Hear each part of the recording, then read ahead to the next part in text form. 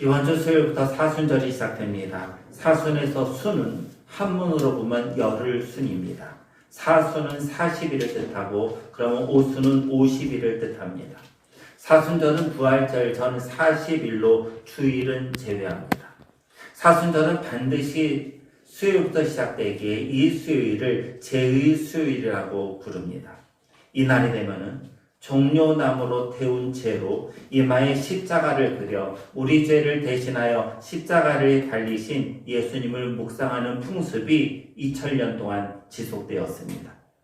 사순절은 예수님이 우리 죄를 위해 십자가에 달리신 고난을 묵상하는 절기입니다. 따라서 절제의 삶이 강조됩니다. 사순절 기간 동안 초기 기독교 몇 세기에는 금식이 엄격하게 지켜졌습니다. 이 시기 식사로는 저녁 전에 단 한 끼 식사만 허용되었고 물고기와 고기, 육류는 물론이고 우유와 달걀, 그리고 우유와 달걀로 만든 음식도 절제했습니다. 8세기 이후 이 규율은 점차 완화되었고 14세기에 이르러는 절식의 풍습으로 변화되었습니다. 현대에 와서는요, 이 금식 규율은 사순절이 시작되는 제1수요일과 예수님이 십자가에 달리신 성금요일에만 적용되었습니다. 전통적으로 사순절 기간 동안은 일체의 오락행위, 호화로운 생활, 그리고 이 모든 것들과 관련된 일체의 유흥은 금지되었고 예배와 기도, 불우한 이웃을 위한 구제와 자선이 권장되었습니다. 더 나아가서 사순절 기간 동안 신실한 기독교인들은 연극이나 무용 등의 유흥을 금지했고 사치스러운 옷을 입거나 값비싼 음식을 먹는 행위도 금기로 여겨졌습니다. 다시 한번 말씀드리지만 사순절은 예수님이 우리를 대신해서 십자가에 달려 돌아가신 것을 기억하고 그 고난을 묵상하는 절기입니다. 이 기간 동안 경건과 절제의 삶을 통해 우리 주 예수 그리스도의 고난에 동참하시기 바랍니다. 지난주까지 7번에 걸쳐서 성막에 대한 설교를 했습니다. 오늘 성막에 대한 설교를 드디어 마무리하려 합니다. 오늘 마지막 성막의 설교는 이런 주제로 시작됩니다. 삶과 죽음의 관점에서 보았을 때 성막은 삶의 장소일까요? 죽음의 장소일까요? 여러분, 성막은 사람을 살리는 곳입니까? 아니면 죽이는 곳입니까? 삶과 죽음의 관점에서 볼 때 성막은 분명 삶의 장소입니다. 살기 위해 성막으로 나갑니다. 이것은 우리가 지금까지 본 대로 성막에 들어가면 제일 먼저 만나는 곳 어디죠? 성막에 들어가면 제일 먼저 만나는 곳 어디였어요? 번제단. 그리고 성막에서 제일 마지막 만나는 곳 어디죠? 지성소를 보면 알 수 있습니다. 먼저 성막을 들어가면 제일 먼저 만나는 장소는 번제단입니다. 번제단에 누가 나옵니까? 죄인이 나옵니다. 죄를 지은 사람이 자기의 죄를 용서받기 위해 제물을 가지고 번제단으로 옵니다. 죄의 삭, 죄의 대가는 죽음이지 않습니까? 번제단은 죄인이 자기 대신 죄물을 죽여 죄가 용서되는 곳입니다. 죄의 삭은 사망인데 번제단에서 죄를 용서받으니 죄인에게 다시 삶이 부여되는 곳이 성막입니다. 또 하나 마지막으로 성막에서 죄가 용서되는 장소는 어디인가? 지성소입니다. 7절을 보시기 바랍니다. 함께 읽으시죠.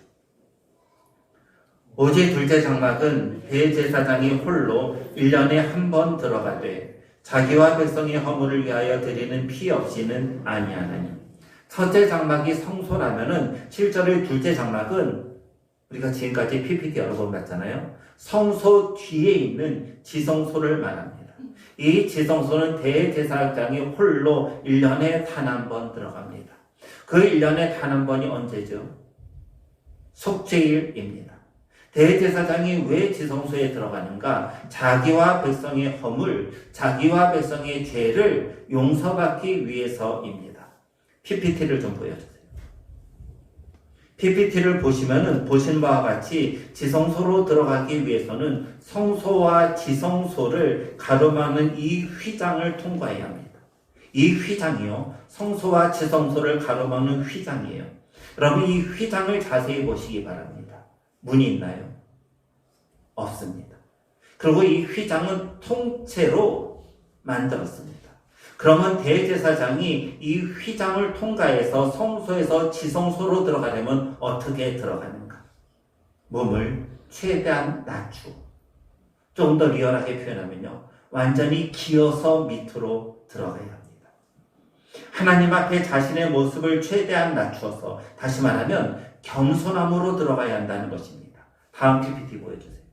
다음 PPT를 보면은 그렇게 겸손함으로 들어가서 속죄소, 여러분 속죄소는 보이시죠? 법궤 위에 있는 금으로 만든 판이죠. 뚜껑이죠. 이 뚜껑에 제물의 피를 뿌립니다. 제물의 피를 뿌림으로 자신과 이스라엘 백성들의 죄를 용서받습니다. 죄가 용서받았으니 새로운 삶이 주어지는 것입니다. 그러면 성막은 삶이 주어지는 곳입니까? 여러분, 성막은 삶이 주어지는 장소인가요? 반드시 그렇지는 않습니다. 성막은 삶뿐 아니라 죽음도 존재합니다. 성막에서 죽음이 존재하는 장소가 어딜까요? 성막에서 죽음이 존재하는 장소가 어딜까요? 여러분, 지금 동물을 의미하는 게 아니잖아요. 성막에서 사람이 죽어가는 장소가 어딜까요? 역설적으로 모든 사람의 죄를 용서받는 지성소입니다. 지성소에 들어가는 유일한 사람은 대제사장이에요. 지성소에 들어갈 때 대제사장은 그냥 들어가지 않아요. 일정한 규례를 거쳐야 돼요. 또 하나는 대제사장은 특정한 복장을 입고 들어가야 돼요. 대제사장의 옷 좀 띄워주세요. 여러분들이 보시는 것이 지금 대제사장이 입는 특별한 옷입니다. 이 특별한 옷을 입어야지 지성소에 들어갈 수 있습니다. 여러분, 이 복장에서 다리에 보이는 것이 있어요. 뭘로 되어 있어요? 다리에 보이는 것. 석류와 금방울입니다. 이제는 저를 보세요. 금방울은 대제사장이 지성소에서 움직일 때 소리를 냈습니다. 만약 대제사장이 지성소에 들어갔음에도 금방울 소리가 나지 않는다는 것은 대제사장이 움직임이 없다는 뜻이고, 대제사장이 움직임이 없다는 것은 대제사장이 죽었다는 뜻입니다. 유대인의 전승에 의하면요, 대제사장이 지성소에 들어갈 때는 발목에 밧줄을 메고 들어갔다고 합니다. 대제사장이 지성소에 들어갔을 때 제사를 잘못 드리거나 또는 자신의 허물과 죄로 인해 징벌로 지성소 안에서 죽었을 경우, 지성소에는 누구만 들어가요? 대제사장만 들어가잖아요. 그러니까 일반인이 들어갈 수 없어요. 따라서 대제사장에게 금방울의 소리가 나지 않을 때 죽었으니까는 발에 묶인 그 줄을 밖에서 끌어당겨야 했습니다. 지성소는 이처럼 모든 이스라엘 백성들의 죄를 용서받음으로 삶을 주는 곳이었지만은 동시에 역설적으로 죽음이 있는 곳이기도 했습니다.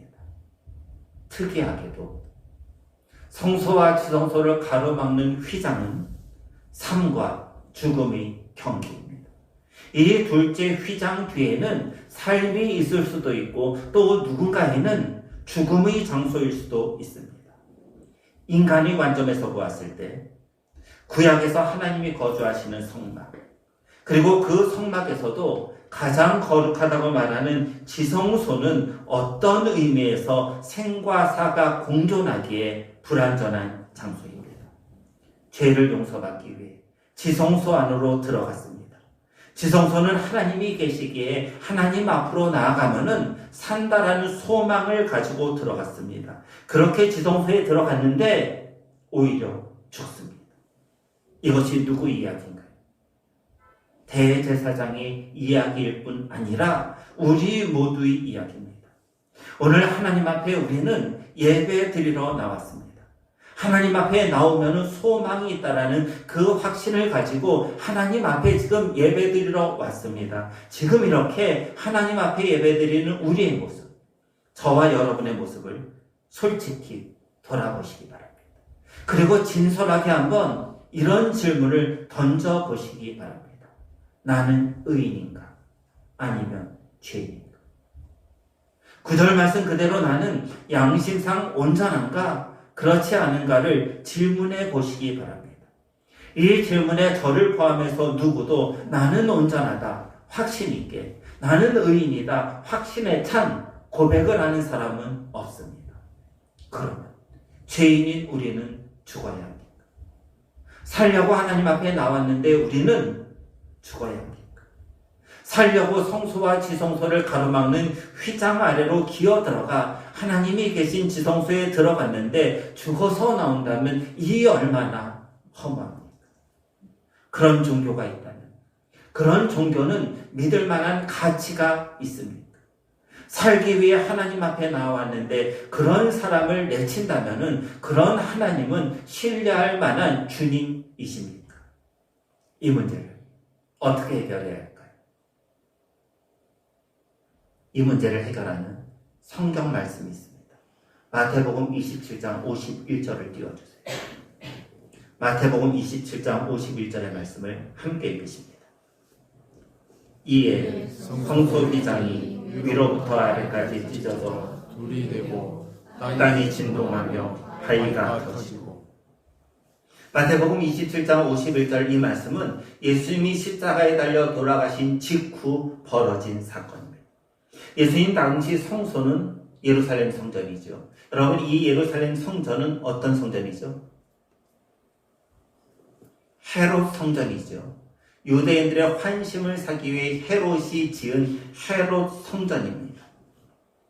예수님이 십자가에 달려 돌아가심으로 나타난 가장 큰 변화는 이 헤롯 성전의 휘장이 위로부터 아래까지 찢어집니다. 여기서 성소 휘장은 성전뜰에서 성소로 들어가는 휘장이 아니라 조금 전에 보신 대로 성소에서 지성소로 들어가는 휘장을 말합니다. 당시 헤롯 성전에 있던 휘장은 길이가 약 12.5m, 폭이 약 1.8m, 주름은 72개의 주름, 그리고 두께는, 이 두께는 성인 손바닥 정도의 두께였습니다. 예수님이 십자가에 달려 돌아가심으로 성소와 지성소를 가로막는 휘장이 찢어집니다. 그것도 위로부터 아래로 찢어집니다. 만약에 인간이 찢으면은 12.5m예요.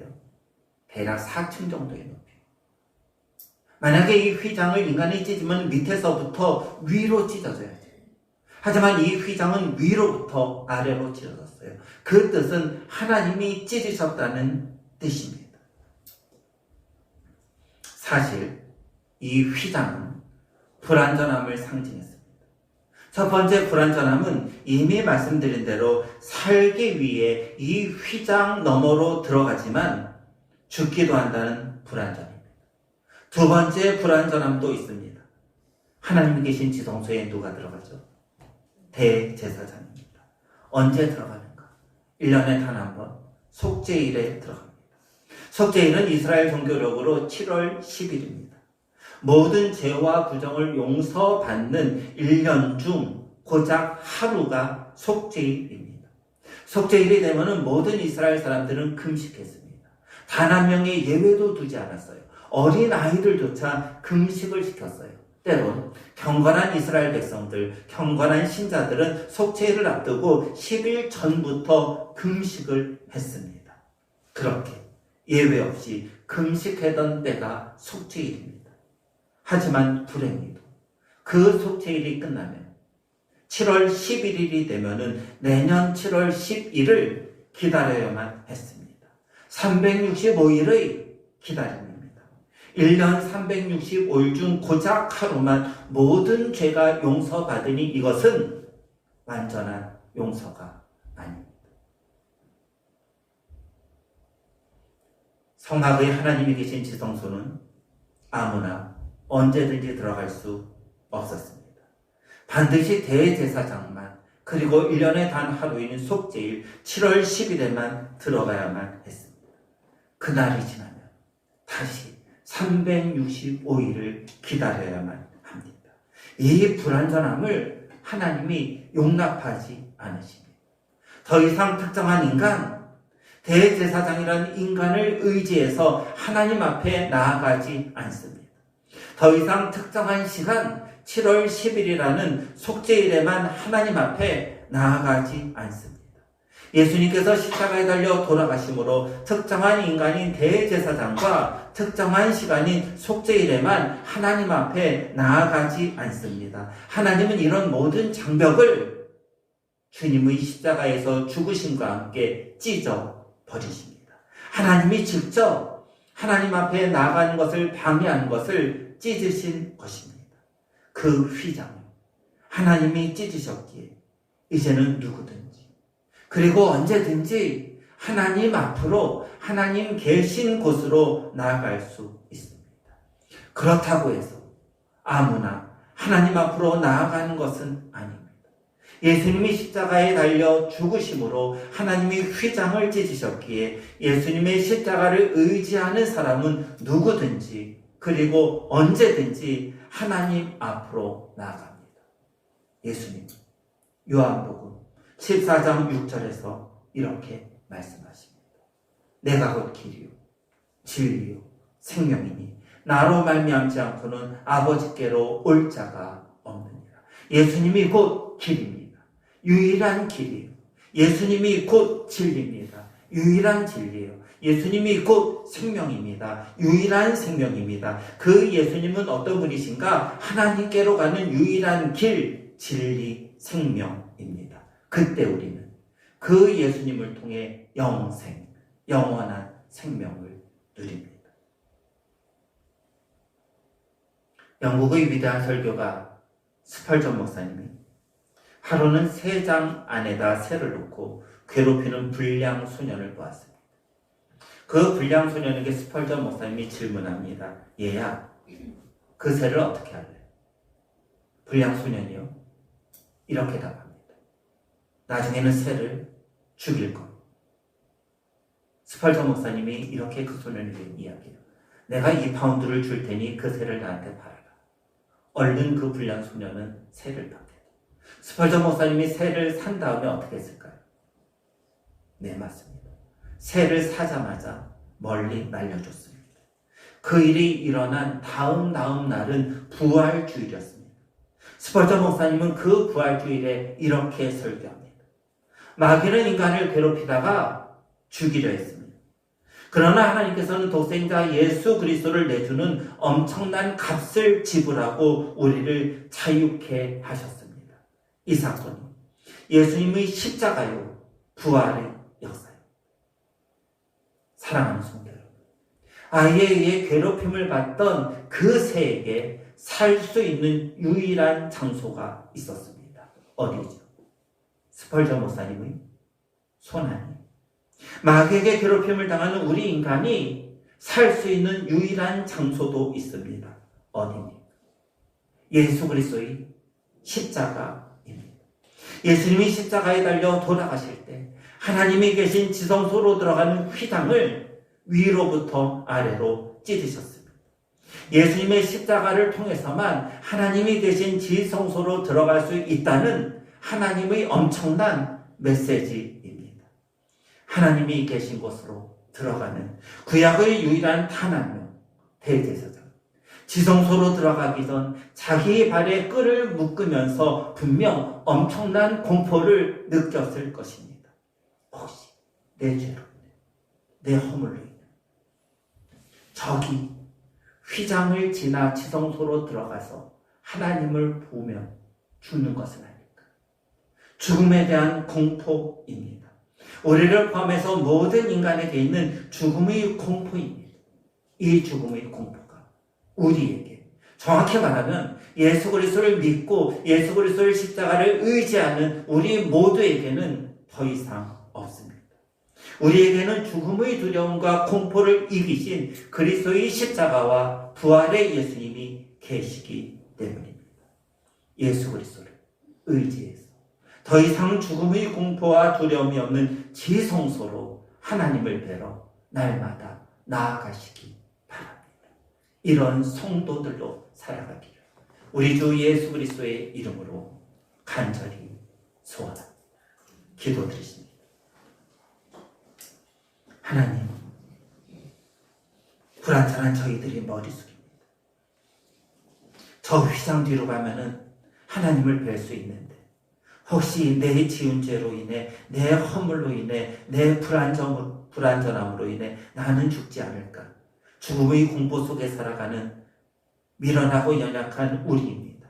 그러나 우리 주 예수 그리스도의 십자가가, 우리 주 예수 그리스도의 이름을 의지하여 저 휘장 뒤에 있는 하나님께로 나아가면 결코 죽지 않은 영생, 영원한 생명을 누리온 즉 날마다 이 예수 그리스도의 십자가를 의지하며 살아가는 모든 성도들, 그리스도의 십자가 앞에 나아가는 성도들로 인도해 주옵소서.